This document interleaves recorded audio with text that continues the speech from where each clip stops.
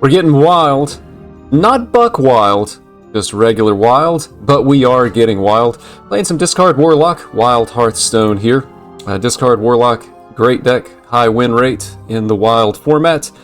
And if you're just looking for some information about the deck, or maybe you're just starting your journey into wild Hearthstone, this could be a great place to start. Nice little aggro deck to kick things off for you. I'm going to keep the Cursed Catacombs and toss the rest of these, so pretty straightforward mulligan for this deck. We want the Catacombs. Party Fiend is going to be a keep. Platasaur is a keep. Solarium is going to be a keep. And then we can also keep the Ocular Occultist. So largely it's Party Fiend and then cards that discard cards. And that's the way that we're going to be able to get additional minions on the board. So, you know, Platasaur turn 1, hopefully it will hit something like a Walking Dead. When it dies, it will discard this, and it actually just comes into play, assuming that's what we hit. So I'm going to go ahead and start with the Cursed Catacombs here. And out of these, we want the Silverware Golem. We just need a minion on the board. We can see this is going to be Pirate Demon Hunter. If a Pirate Demon Hunter is what you're interested in, I've got a video on this deck as well. You should be seeing a link to that pop up. But we're going to just need minions on the board. And we actually hit a Walking Dead here, so pretty good turn 1 for us. We have a Silverware Golem in play. We're going to trade this guy if our opponent doesn't take the trade for us, and that's going to get us a 2/5 taunt. And then on the next turn, we're just going to coin out the Ocular Cultist, and we will discard the Bone Web Egg. So, to the best of my knowledge, they're going to be sending all damage face, and they don't really run any type of board sweeper. So having a nice wide board is going to be really good for us here.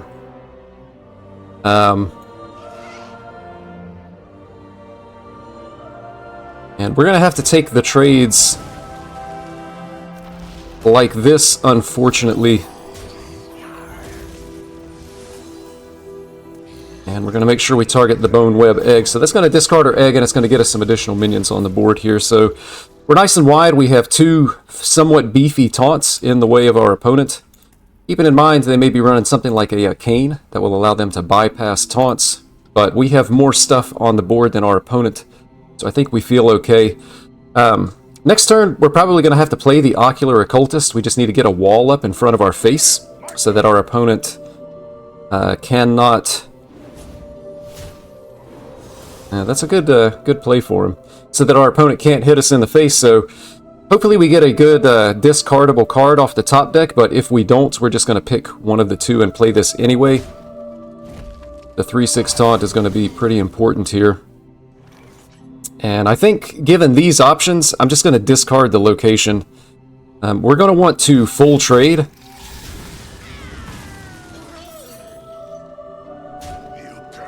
Just to clear up our opponent's board. And I almost feel like I need the card draw is the thing, though. I'm going to get this down and go for the card draw. And I'm actually just going to discard the weapon here. I'm more interested in minions to put on the board. And then you can see here we actually do hit the other Walking Dead, so next turn we'll be able to put 2 more taunts in the way. And hopefully we'll, at that point, be able to just like turn face and start to try to close our opponent out. So you can see here, they play the location. We're going to make the play as advertised, and then we're going to buff our board here as well. But if I had left the Hose and Roughhouser on the board, they could have played the location and gotten buffs off of the pirates that would be coming out of this. So we've got a nice beefy board, opponent's at 15, and we'll be able to draw more cards next turn, so things looking pretty good. Pirate Demon Hunter, again, a very strong deck. I had a lot of fun playing this deck. Just very good aggressive, but I think we do have the advantage on them with our particular choice of deck. So they're going to be shooting a lot of cannonballs. This is a really strong turn for them here. They do have to take 4. They're going to summon 2 additional rushers, and that's going to mean 2 more cannonballs. So damage face is kind of what we want here, more so than hitting our minions. And we're still going to have 8 damage on the board, so we have a couple of draws in our deck that actually just win on the spot. That is not one of them, but it's a good card for us to be able to discard here. as it's going to summon minions. And it's not going to be lethal, but the 16-16 is basically lethal. And we'll go ahead and do this. We set our opponent to 1. They have no way to be able to deal with a big minion in this particular deck, so they need to kill us from 23, and we have a taunt in the way. Definitely should be winning this game. I guess maybe there's some shenanigans that could happen off of this, but even like a little bit of shenanigans. Mana burn largely irrelevant at this particular point of the game.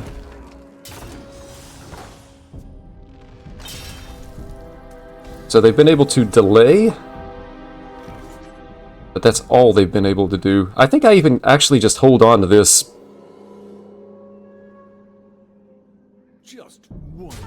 We'll trade for this.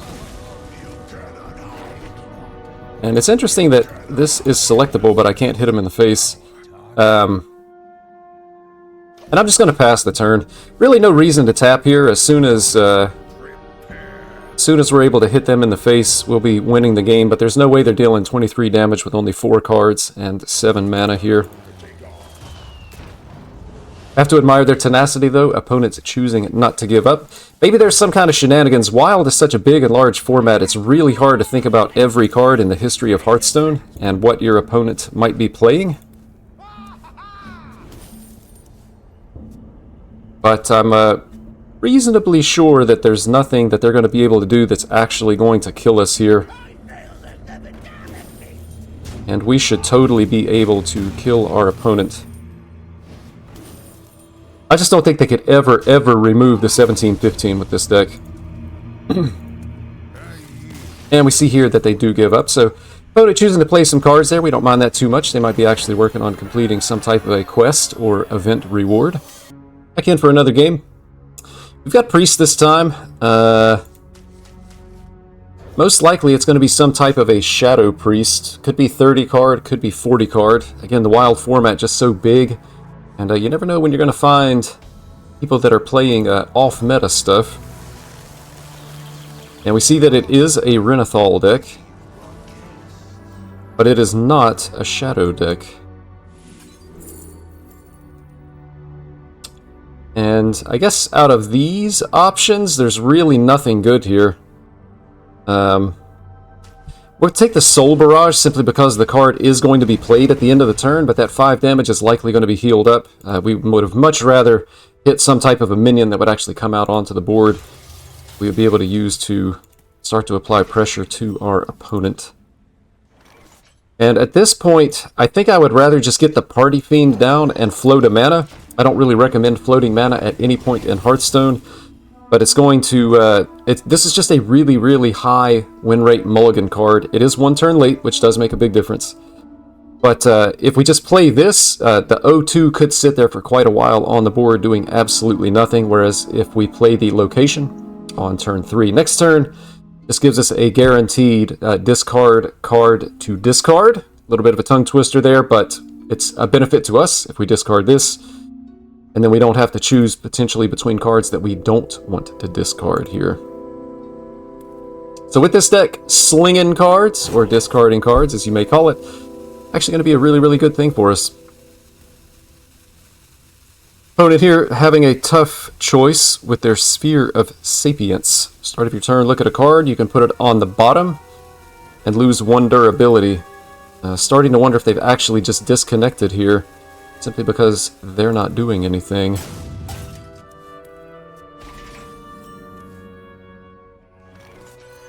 Second Party Fiend. And we're just going to go ahead and continue to play normally here. Simply because sometimes your opponent disconnects and they're actually able to rejoin the game. Next turn, we're going to go ahead and get the buffs on the minions and just continue to punch face here. So if our opponent comes back, I assume that any board we have is going to get cleared, so I'm not going to overplay into this. Could even be a mind game from our opponent here. So we're not going to overcommit to the board really in any way. But with this, typically you don't want to play a discard minion. Just in this particular situation, I'm going to. And we're going to push this damage face, and we'll pass it back to our opponent here. So, unfortunately, it does look like our opponent has disconnected. And at this point in the video, you might be thinking, what's this goofball doing? Why do I care about a disconnected priest? And the way I will answer that is, when I queue up games for my videos, unless I'm doing something like extremely specific, I just queue up a series of ladder games in a row. You'll be able to check my rank as we go to verify that for yourself. But I really just prefer to show an organic laddering experience. We actually just have lethal here, as long as we do things in the right order. And we can see that our opponent did leave, but I like to show an organic ladder experience. Sometimes you benefit from a disconnect, sometimes you may actually lose to a disconnect, but it's just the way that I prefer to present my content. We go from one priest into another priest. Ocular Occultist is going to be a keep here. We're always going to keep that card. You know, there's also the possibility that the last game, the person did not actually disconnect. They may have just said, oh my gosh, why do I have to play Uncorrupt? I can't beat this guy. And they actually just left the game. They rage quit. Did you see how they lit out of here? When they found out who we was? Got a nice hit off the Platosaur. One thing to keep in mind against Priest is they do have a lot of silence effects in Wild. And we're actually playing against a 30-card Quest Priest. So no real idea as to how this matchup is going to go. But they're going to be playing... Nightshade T has to be one of the top cards in the mulligan for that deck. They do still have one more to be able to shoot here, and they should have holy spells for healing. So the question that we come into is, would we rather discard the Walking Dead or the disposable Acolytes? I definitely want to take a coin play here. I think I'm going to go for the disposable Acolytes, simply because it's going to make my board a little bit wider, and I do have a buff in my hand. So, unfortunately, this is both good and bad. The Dormant for a couple of turns is bad. It's good when it wakes up if we're able to land buffs, but we really can't wait that long. And a one-attack minion is bad, but whenever this minion attacks, deal 2 damage to the enemy hero is certainly pretty good. We're just going to push as much damage as we can here. And that is going to be with this. Discard your lowest cost card is unfortunate. I think I have to just hope that I discard the Soulfire. Ideally, I would like the Soulfire face. Then I would be discarding one of the buffs. Maybe it's better to just Soulfire face. It is good to think these things through. But it looks like we're going to be discarding one of the buffs no matter what. But I think we just need to push the damage face. We will make our play like this, and all damage is going face here. We just need to kill our opponent as quickly as possible. Just a little bit unfortunate with our hand. If we had been able to get that other buff, opponent would be sitting at 3. We would be feeling just a little bit better here, but expecting board clears and healing from this particular priest deck. Certainly they should have a lot of options, that being 1. The Nightshade T, and then we see some healing here as well, so they do go back up to 8. And unfortunately, with no cards in hand, we are going to be tapping now. And our opponent does still have access to a lot of cards, a lot of healing, and different things to do, so could actually be a tough game for us here. We will give it our best try. And I don't even really know what the best possible top deck would be in this situation. Although Soul Barrage is a good one. Question is, do we play it or do we tap? I think we actually have to tap here. We just need more cards in hand. Unfortunately, Hand of Gul'dan not playable this turn. Playing it would have set our opponent to 3 health, but we're expecting more healing and we're expecting our board to be cleared here. So I don't think we would actually be setting up lethal. We just need more options in hand. And hopefully we can burst our opponent down in 1 turn in a way that they are not going to be able to react to it. But they're also getting really close to just completing the quest, which means we basically only have one more turn, and then they're going to put down the 2 big 8/8 Reborn Crest Reward. And I'm not sure that anything in our deck beats them at that point, other than maybe just getting lucky with 2 Soul Barrage doing a bunch of damage face. So a little bit on the ropes this game. Board gets cleared as expected. And I guess they want to play a Shadow spell. So the good news is, they did not complete the quest. They would have to have a 1-mana Shadow spell to be able to complete the quest and play the quest reward next turn. So we may have managed to buy just a little bit of time. I mean, I guess we take the Duke below. We'll jam it down. It kind of forces our opponent to have to kill it. Second Nightshade Tea would allow them to complete the quest. Otherwise, they may not be completing the quest this turn either. So they do complete the quest, but there's not enough mana to be able to play it. That we know of.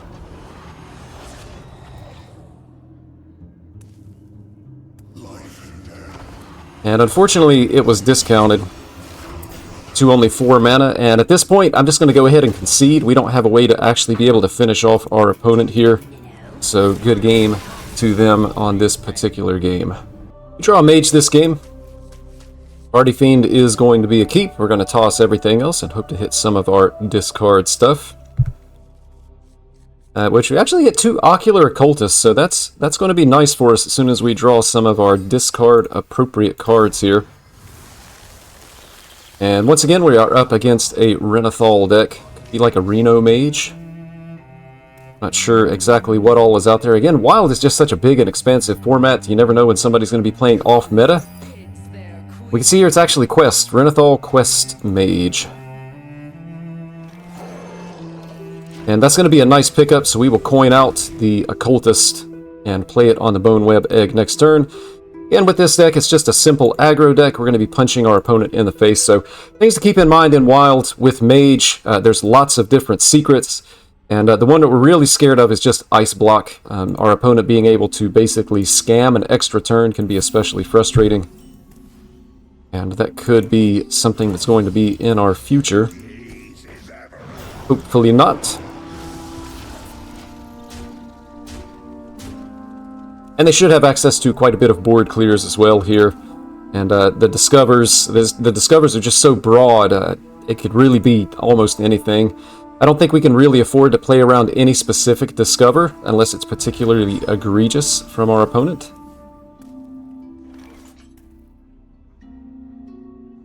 And at this point, I'm just going to tap. And I'm not even going to play the Cursed Catacombs here, so... basically, I would like to do something with this board. Either it gets cleared, or I find a way to buff it. And I'm assuming that this is going to create a board clear for our opponent. And interestingly enough, we now know that this is, in fact, a Reno deck. So now at this point, we're going to feel more comfortable just going wide again. And instead of playing the Party Fiend, I'm just going to play the Platasaur, and then we're going to push this damage face. And you can see we do here hit a Soul Barrage, which is going to be very good for us. And the Cursed Catacombs, I'm actually just going to hold until next turn. So there is a chance that you hit something that you discard that you don't really want to. Like if we hit, you know, say Duke below, and one of the weapons, and Entropic Continuity. So you do kind of want to keep those things in mind when you're playing the deck. Try to set yourself up for success. So if it was turn 1 and I had this card in hand, I would definitely go ahead and play it. Trying to be just a little bit more careful here in this particular matchup and the board state that we find ourselves in. So we got a nice wide board. Opponent is maybe struggling just a little bit. And you can see here from the secret helper on our deck tracker just how many different secrets there are in Wild. So we're going to want to figure out exactly what this is. And we also have not discarded enough cards yet. going to start by going face.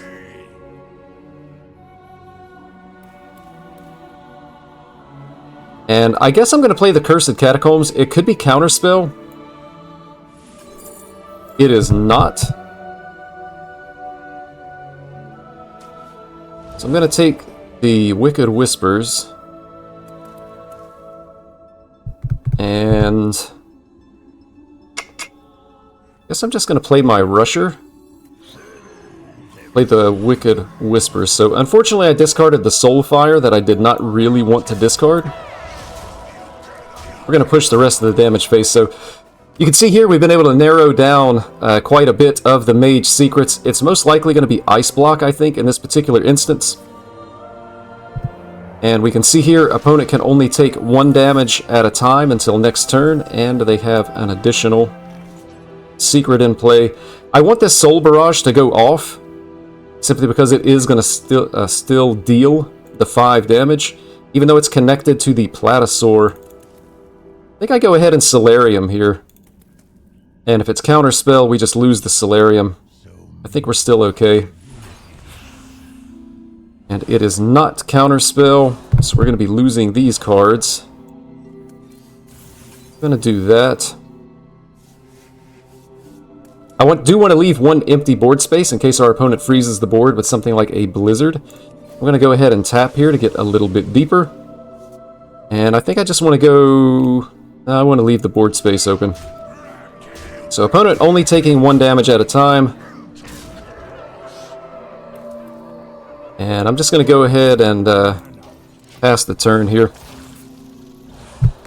So unfortunately, when I was talking about leaving an empty board space, I forgot that the Bone Web Spider was going to come out of our hand because it was drawn with the Solarium. But if they have a Blizzard here, it is going to kill this, which would free up a board space. And I think that's, yeah, Frost Bolt. So expecting armor gain from our opponent. And again, it could be a counter spell, but it's going to have to play into it. And now at this point, we want to do a little bit of math here. We want to set our opponent as close to 1 as possible here. So in order to do that, let's see, we have a 4, that would be 9. I guess we just hit with the 6s. And we're able to set our opponent to 2. You see the Ice Block, and I'm just going to pass turn here. So it is a Reno deck. There should not be another Ice Block unless they find a way to create one. And we have a Soul Barrage in hand. If this dies, it's going to go off and kill him. So I think we're in pretty good shape here. And you can see our opponent actually kills themselves with this play. So a pretty interesting game there, trying to play all around all of the different things that the mage was trying to do. But definitely an enjoyable game as well. Kind of showcases the power of this deck, even against these Reno Renathal decks where they start off with 40 health. Up against Shaman this time. It doesn't really change a whole lot here. We're going to keep our Ocular Occultist. If you're still watching the video, thank you so much. Please consider leaving me a like if you've enjoyed what you've seen so far. And it looks like we're actually going to be off to a really slow start here. 30 card Shaman, it could be like a big Shaman. In which case I think Big Shaman might actually be favored against this. So if it's the deck I'm thinking of, they're going to run a very, very big Elemental that is a 4/16 with Lifesteal and Mega Wind Fury. And if it comes down, it's going to get to attack 4 times. I'm just going to go ahead and play this. Feels bad to play it, but we do need to do something. But it's just going to heal the entire health pool of our opponents. Basically a Reno effect in and of itself.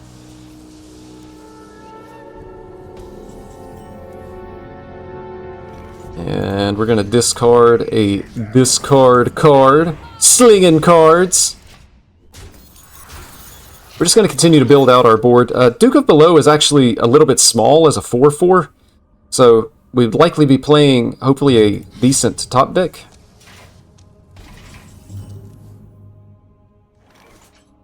Along with this, man, our lowest cost card is a Duke of Below. Okay.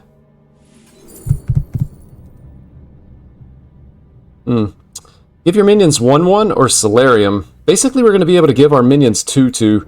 I think we need to push the pace with the buffs here.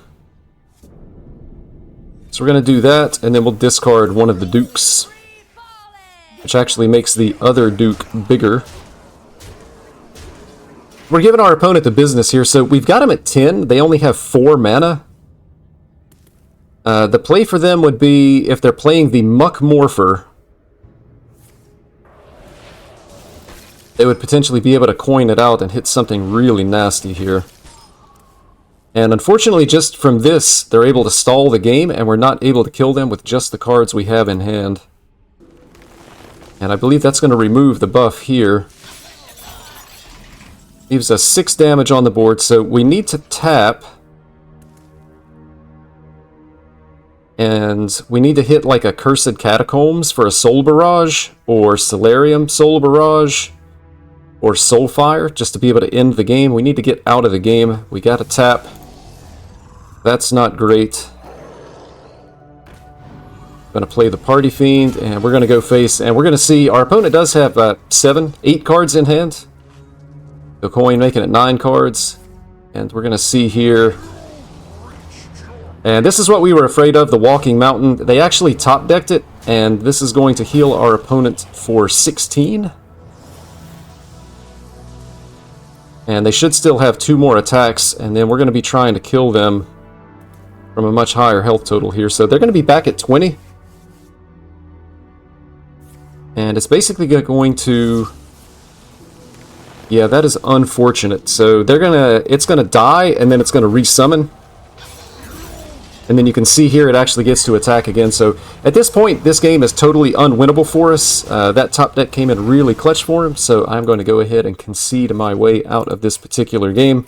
I think really just an unfavored matchup. This actually happens really consistently with the Big Shaman deck, so could run into something like that if you choose to play this deck. That's going to do it for the video. Thank you so much for watching, and I will see you next time.